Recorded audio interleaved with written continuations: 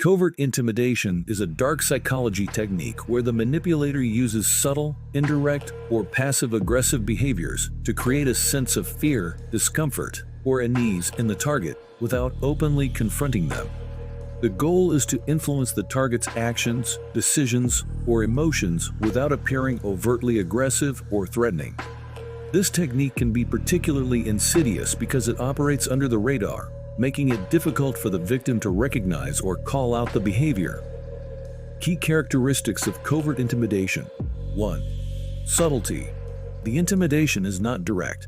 It's delivered through insinuations, tone, body language, or ambiguous statements. 2. Psychological pressure.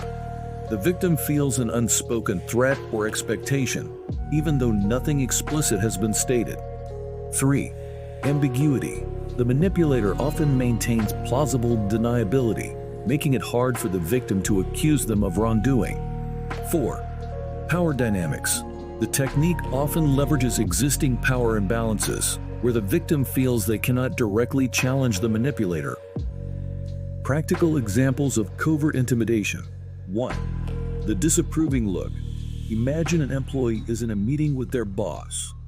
Every time the employee suggests an idea, the boss doesn't say anything negative, but gives a subtle disapproving look or a slight frown. The employee starts feeling uneasy and second-guesses their ideas, afraid of disapproval, even though the boss hasn't explicitly said anything critical. 2. Silent treatment. A person in a relationship may stop talking to their partner after a disagreement. They don't say what's wrong or express anger, they just go silent. The partner feels anxious and guilty, sensing that something is wrong, but not being able to address it because the issue hasn't been openly discussed. 3. Ambiguous comments. In a work environment, a manager might say to an employee, "I hope everyone here understands how important it is to meet deadlines," while looking directly at the employee who has been struggling with deadlines. The comment isn't directly accusing anyone, but it's clear to the employee that they're being targeted, creating pressure and fear of failure. 4. Veiled threats. A landlord might say to a tenant who's been late on rent, "I'm sure you wouldn't want anything to happen to your nice apartment."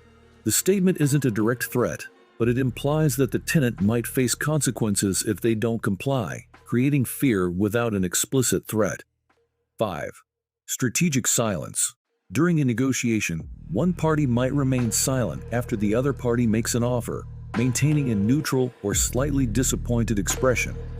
The silence creates discomfort and pressure, making the other party feel the need to lower their offer or make concessions without the manipulator having to say a word. 6. Passive-aggressive remarks. In a social setting, someone might say, "Oh, I didn't expect you to be here," with a tone that suggests disapproval. The comment is ambiguous, but the tone and context make the target feel unwelcome or out of place. 7. Underhanded compliments. A manipulator might say something like, "You're pretty smart for someone who didn't go to a top university." The comment seems like a compliment, but carries an implicit criticism, making the target feel insecure or inferior. Effects of covert intimidation. 1. Self-doubt. The victim may begin to doubt their own abilities, decisions, or worth because the intimidation is subtle and difficult to pinpoint. 2. Fear of repercussions. The target may comply with the manipulator's wishes to avoid the unspoken threats or consequences. 3. Confusion. The ambiguity of covert intimidation can leave the victim confused, unsure of whether they are overreacting or imagining things. 4. Erosion of confidence. Over time, repeated covert intimidation can erode the victim's self-esteem and confidence, making them more susceptible to further manipulation. Understanding covert intimidation can help individuals recognize when they are being subtly manipulated and take steps to protect themselves, whether by setting boundaries, seeking support, or addressing the behavior directly. If you liked this video, give it a thumbs up. We'd love to hear your thoughts, so leave a comment below.